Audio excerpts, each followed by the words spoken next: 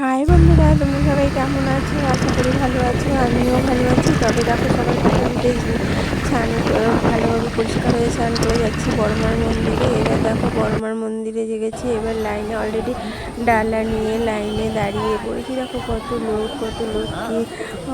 আমি তো প্রত্যেক মাসে একবার বড় মায়ের মন্দিরে আমাকে যেতেই হবে। আমি যাবোই। আমার খুব মনটা টানে আগে থেকে যে মাছটা পড়লেই জানো তো বন্ধুরা, মনে হচ্ছে আমি কবে একটু বড়মার কাছে যাব, কবে যেয়ে একটু শান্তি পাবো। তাই আমি প্রত্যেক মাসে একবার করে আমি বড় মায়ের মন্দিরে যাই। যেখানে বন্ধুরা যে মাকে দেখি, মায়ের কাছে একটু মায়ের সমস্যাটা জানাই। কারণ বড় মার কাছে যে যা চাইবে, সে বড় মা কখনো খালি হাতে ফিরায় না বন্ধুরা। তোমরাও যেয়ে দেখো, মনের আশা পূর্ণ হয়ে যাবে। বড় মাকে সব জানাবে।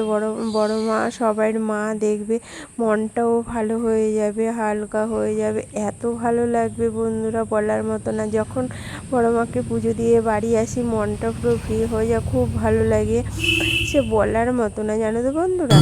তারপরে দেখো, লাইনে দাঁড়িয়ে এই এক এক করে সবাই নাম গোত্র জেনে ডালাটা নিচ্ছে। নাম গোত্র জেনে পুরোহিত সবাই ডালা নিচ্ছে।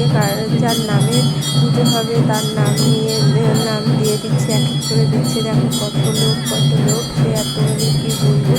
এক এক করে সবাই যাচ্ছি। তারপরে দেখো এক একজন কত ডালা নিচ্ছে। কেউ বা ফটো তোলার জন্য ব্যস্ত। তোমরা এসে ঘুরে যেও বন্ধু।